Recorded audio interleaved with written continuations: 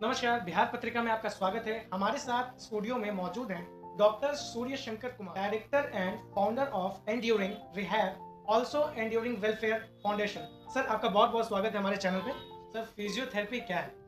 जी, बात करते हैं फिजियोथेरेपी की। तो फिजियोथेरेपी मेडिकल साइंस की एक ब्रांच है जिसमें कि हम लोग मैनुअली इलेक्ट्रोमोडेलिटी के थ्रू या अलग अलग जो मैनुअल एक्सरसाइजेज है उसके थ्रू हम लोग पेशेंट की रिकवरी को फास्ट करते हैं, लाइक पेशेंट की रिकवरी गेन करते हैं। तो ये फिजियोथेरेपी में आते हैं। सर, तो क्या फिजियोथेरेपी की मशीन्स ही ट्रीटमेंट का मुख्य हिस्सा है?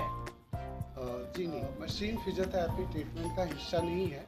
उसके साथ साथ आपका एक्सरसाइज वो एक सपोर्ट हो सकता है। एक्सरसाइज ज़रूरी है, मैनुअल टेक्निक्स ज़रूरी है। उनके असेसमेंट के बाद जो उनके लिए बेहतर रिकवरी को फास्ट कर सके वो टेक्निक ज़रूरी है, ना कि सिर्फ ये इलेक्ट्रिकल मोडिलिटी।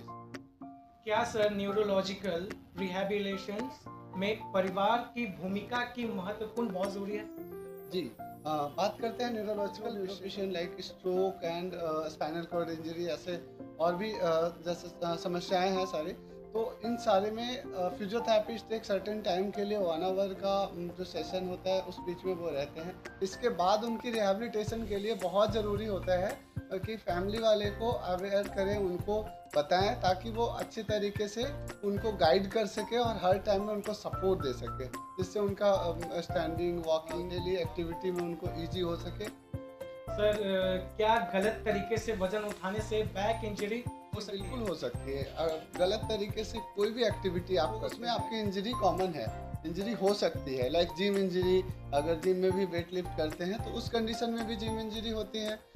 या फिर आप कोई वेट सामान अगर नीचे से उठा लेते हैं तो ऐसे कंडीशन में भी आपको बैक पेन होने की समस्या हो सकती है। अचानक से सीवियर बैक पेन भी हो सकती है, इंजरी होने के चांसेस बिल्कुल होती है। क्या सर लंबे समय तक मोबाइल का कंप्यूटर इस्तेमाल करने से कौन कौन सी समस्याएं पैदा हो सकती बात करें लंबे समय तक जो भी ये गैजेट्स यूज़ करते हैं लाइक फ़ोन, टीवी, तो उस कंडीशंस पे क्या होता है कि आपका सेम पोस्चर में रहता है वो, अगर लंबे समय तक है।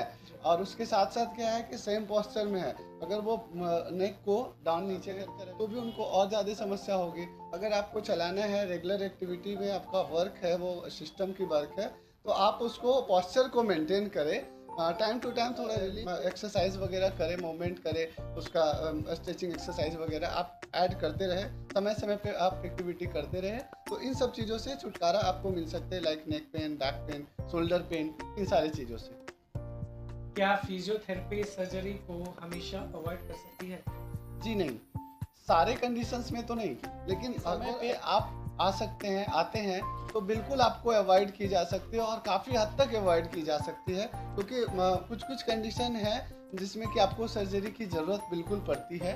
बट ऐसे बहुत सारे समस्याएं हैं जिसमें कि आपको सर्जरी की कोई नीड नहीं, अगर सही उपचार ले, फिजियोथेरेपी का ट्रीटमेंट ले, और ना ही कोई दवा के लिए अगर कोई दर्द होता है like muscles pain, back pen, neck pain, तो ऐसे में आपको किसी भी हाल में आप अर्ली स्टेज में मेडिसिन यूज़ ना करें और आप फिजियोथेरेपी का सेशन लेते हैं, तो आपको एक मैनुअल टेक्निक में भी आप ठीक हो सकते हैं। उसमें आपको ज़रूरत ही नहीं है कोई दवा लेने की या ऑपरेशन कराने की। क्या बिना फिजियोथेरेपिस्ट की सलाह के एक्सरसाइज करनी चाहिए या करनी नहीं? चाहिए, क्योंकि अगर आपका मसल्स कैसा है, मसल्स पावर क्या है, मसल्स में स्टिफनेस है या और कोई समस्याएं हैं, बोन डिफिशिएंसी या समथिंग ऐसा कुछ भी हो, तो ऐसे का ऑस्टियोपोरोसिस है बोन का, तो उस कंडीशन में भी अगर आप गलत तरीके से इस्तेमाल करते हैं, या फिर आप आपके एज, हमारे एज और कोई ओल्ड एज हैं, तो वो अगर करते हैं तो उनको इंस्पायर होकर देखते होंगे अक्सर आप पार्क में और अलग अलग जगह पे जहाँ पे आम लोग एक दूसरे को फॉलो करते हैं, उनको लगता है सिर्फ यही एक्सरसाइज है, इससे हम हेल्दी हो रहे हैं, बट ये हेल्दी नहीं हो रहा है, उनके लिए और नुकसानदायक है, तो वो इन चीज़ों पर ध्यान दें। क्या किन किन परिस्थितियों में व्यक्ति को फिजियोथेरेपिस्ट की सलाह देनी चाहिए? बात करें इसमें, ये हम ऐड कर सकते हैं कि फिजियोथेरेपी के पास कब जाते हैं और किस समय पे फिजियोथेरेपिस्ट के पास जानी चाहिए। जैसे कि आपको अगर कोई मसल्स पेन हो, जॉइंट पेन हो, स्टिफनेस हो, या नॉर्मल रूटीन में आपको कोई भी, जैसे फ्रोजन शोल्डर वगैरह होता है, तो उसमें क्या होता है, डेली एक्टिविटी में जो आप कर रहे होते हैं उसमें आपको प्रॉपर हाथ ऊपर, या कोई भी एक्टिविटी जो कर रहे हैं उसमें उनको प्रॉब्लम होता है, मॉर्निंग स्टिफनेस होता है, तो ऐसे कंडीशन अगर आ रहे हैं तो सबसे पहले आप मेडिसिन की तरफ ना जाएं, बल्कि आप फिजियोथेरेपी को अपनाएं। आप इजी तरीके से ठीक हो सकते हैं, कंप्लीट क्योर हो सकते हैं, आप नॉर्मल लाइफ में बहुत जल्द आ सकते हैं, बस सही समय पे आप। लोग फिजियोथेरेपिस्ट के पास जाने में सबसे ज़्यादा कौन सी गलती करते हैं? जी, बात करें फिजियोथेरेपिस्ट के पास जाने की, तो गलती सबसे बड़ी गलती तो ये होती है उनकी कि जब वो ऐसा सोचते हैं कि बहुत ज़्यादा प्रॉब्लम है, तो वो जल्दी ठीक कर लें। क्योंकि वो जिस समय पे उनको कॉन्टैक्ट करना चाहिए था, उस समय पे वो अपने आप को सहते हैं, अपने आप को लगता है कि नहीं खुद से हील कर लेंगे, ठीक कर लेंगे। लेकिन एक लंबे समय के बाद उसका अर्ली एक्यूट इंजरी अगर होती है या एक्यूट प्रॉब्लम कोई भी समस्याएँ होती है, तो वो जल्दी रिकवरी, फास्ट रिकवरी होती है। जैसे-जैसे वो क्रोनिक में जाते हैं, एक लंबे समय में जाते हैं, तो उसका जो ये कह सकते हैं रिकवरी रेट है वो डाउन हो जाती है। तो ऐसे कंडीशन में अगर लेट जाते हैं तो उनको समस्या बढ़ेगी, बहुत जल्दी रिकवरी नहीं हो पाएगी। तो ये सब चीज़ें हैं जिसमें उनको बचने की ज़रूरत है, और जैसे लगे उनको तो वो तुरंत से आकर फिजियोथेरेपिस्ट से कांटेक्ट करें, मिले, जिससे कि वो जल्दी से ठीक हो जाए। दूसरी है कि आते के साथ आप ये सोचते हैं कि मेरी दर्द तुरंत से खत्म हो जाएगी छू मंतर की तरह, तो ऐसा कोई जादू टोना नहीं है। फिजियोथेरेपी एक प्रॉपर साइंस है, साइंस का ही पार्ट है, जिसमें कि थोड़ा ड्यूरेशन लगती है, क्योंकि आपकी बॉडी के विल पावर पे भी डिपेंड करता है, और थेरेपी में जो ट्रीटमेंट चल रहा है वो भी। बजाते कि आप एक एक्सपर्ट के पास जाएं, ना कि क्वैक लोगों के पास जाएं। क्वैक लोगों के पास आप जाते हैं, लंबे समय तक आप चक्कर लगाते रहते हैं, फिर क्या होता है, एक टाइम के बाद आपको लगने लगता है कि उस डिपार्टमेंट से, लाइक फिजियोथेरेपी डिपार्टमेंट से आपको भरोसा उठेगा। बट ऐसा नहीं है, आप एक एक्सपर्ट के पास जाते हैं, आपको कंप्लीट क्योर होता है एक सर्टेन टाइम में, और बहुत फास्ट रिकवरी होती है, अक्सर देखने को मिलता है। चाहे वो पोस्ट ऑपरेटिव कंडीशन हो, या फिर नॉर्मल स्टिफनेस हो, या फिर आपको स्पोर्ट्स इंजरी वगैरह होती है, जिम इंजरी होती है, इन सारे में फास्ट रिकवरी होते हैं, बस सही समय पे आप आते हैं। स्ट्रोक के बाद वॉकिंग दोबारा इम्प्रूव हो सकती है या नहीं सर? जी, बिल्कुल हो सकती है। डिपेंड करता है कंडीशन, एज फैक्टर, और जो कितना इंजरी हुई है उस पे डिपेंड करता है। अदरवाइज़ वो बिल्कुल आ सकते हैं, और आते भी हैं, काफ़ी हद तक आते हैं। कोई भी चीज़ें मेडिकल में ये नहीं कह सकते आप 100% आप उसकी ये कर सकते हैं। पर हाँ, वो काफ़ी हद तक नॉर्मल लाइफ तक आ जाते हैं, अक्सर आते हैं। और फिजियोथेरेपी ही उनमें हेल्पफुल रहता है। मेडिसिन में उनका जो है बीपी कंट्रोल करने का, या फिर और भी जो भी मेडिसिन उनके चल रहे हैं, वो अपना डॉक्टर के फॉलोअप में रहे, साथ साथ फिजियोथेरेपी रेगुलर सेशन लेते रहे, तो बहुत जल्दी रिकवरी कर जाते हैं। लाइक न्यूरोलॉजिकल कंडीशन में आप बात करें, पेडियाट्रिक में तो सेरेब्रल पाल्सी, ऑटिज्म, और बात करें फेशियल पाल्सी और पाल्सी, इन सब सारे कंडीशंस में न्यूरोलॉजिकल कंडीशन जो है, तो उसमें भी रिकवरी फास्ट होती है, ऐसा नहीं कि नहीं होती है। फिजियोथेरेपी की ज़रूरत पहचानने की शुरुआती संकेत क्या है सर? जी, फिजियोथेरेपी के पास अगर हम जाते हैं, कब हमें फिजियोथेरेपिस्ट के पास जाना है, तो उसका सही समय यही है कि आपको अगर कुछ जो नॉर्मल, पहले भी मैंने बताया कि जो नॉर्मल रूटीन आपका है उसमें कुछ एबनॉर्मलिटी लग रहा है कि आप जो कर रहे थे वो नहीं कर पा रहे हैं, स्टिफनेस, बॉडी स्टिफनेस है, या फिर कोई इंजरी हुई है, चोट हुई है, दर्द है कहीं पे, चाहे वो जॉइंट्स पेन हो, मस्कुलर पेन हो, कोई भी ऐसे इस तरीके का, या पोस्ट ऑपरेटिव कंडीशन हो, ऑपरेशन के तुरंत बाद भी आप फिजियोथेरेपिस्ट से कॉन्टेक्ट करें, और उसके बाद आप फिजियोथेरेपी की सेशन लेते हैं, फास्ट रिकवरी होती है। तो आप इसके लिए बहुत कुछ करने की ज़रूरत नहीं है। जैसे ही आपको ऐसा फील होता है मस्कुलर प्रॉब्लम, जॉइंट प्रॉब्लम, तो आप फिजियोथेरेपिस्ट से डायरेक्ट कांटेक्ट कर सकते हैं, बिना किसी रेफरल का।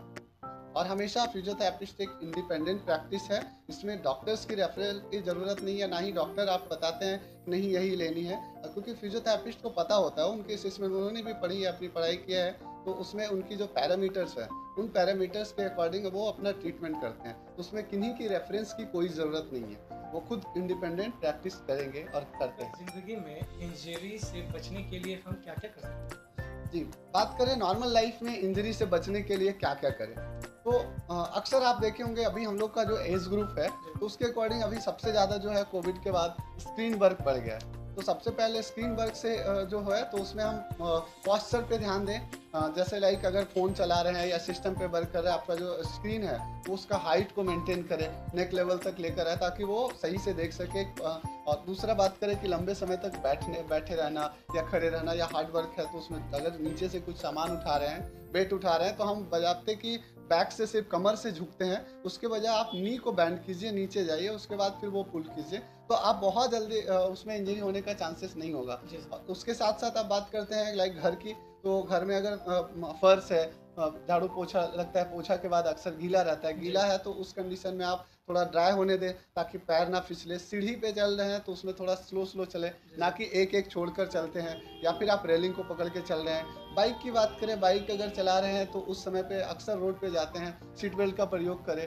फोर व्हीलर में। जी। बाइक में बात करते हैं तो जर्क को लेकर, रोड में अक्सर देखते होंगे हर जगह पे रोड टूटी हुई है, जी। तो अब जर्क रहता है बहुत सारे जगहों पे। तो उसमें क्या होता है कि उस कंडीशन में आपको अपने जो भी ड्राइव करे, चाहे वो कार हो या बाइक हो, उसको थोड़ा स्लो करें और आराम से पार करें, जिससे कि एक बैक पे, स्पाइन पे प्रेशर ना पड़े, नहीं तो वो धीरे धीरे वो प्रॉब्लम कर सकता है, बैक पेन में कन्वर्ट कर सकता जी है। सर। नेक की बात करें तो वही मैंने बताया, पढ़ाई कर रहे हो या फिर आप सिस्टम फोन कुछ भी यूज़ करें, स्क्रीन वर्क, तो उसमें आप नेक को ज़्यादा बैंड करके ना रखें। शोल्डर को भी पास्चर मेंटेन करें, लंबे समय तक खड़ा ना रहें, डेली एक्टिविटी को मेंटेन करें, लाइक एक्सरसाइज वगैरह करते रहें, स्टिचिंग एक्सरसाइज, स्ट्रेंथनिंग एक्सरसाइज, इन सब पे ध्यान दें। प्रॉपर न्यूट्रिशन भी उतना ही ज़रूरी है। जब तक आप न्यूट्रिशन नहीं रहेगी तो आपकी बॉडी कैसे वो पावर ला सकती है, इंप्रूवमेंट वो दिखा सकती है। तो आप बिल्कुल हेल्दी रह सकते सर हैं। आज के जनरेशन को आप क्या सलाह देना जी, चाहिए? आज के जो टाइम है उस पे सबसे ज़्यादा ज़रूरी है जो अभी मैंने आपको डिस्कस किया, back pain, neck pain, shoulder pen और साथ साथ न्यूट्रिशन।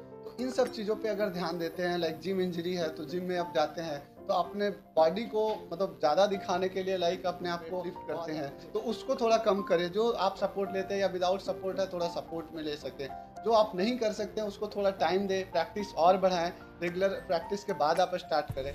दूसरी ये है कि स्पोर्ट्स की बात करते हैं तो बहुत सारे, चाहे वो मैराथन हो या फिर कोई भी गेम हो, तो उसके लिए आप जो स्टार्ट करते हैं तो पहले आप वार्म अप, बॉडी को वार्म अप करें, स्ट्रेचिंग करें, बॉडी को फ्लेक्सिबल बनाएं, उसके बाद आप स्टार्ट करें गेम को। या फिर आप देखते होंगे कि अभी जो भी फिजिकल के एग्जाम्स इतने होते हैं जी।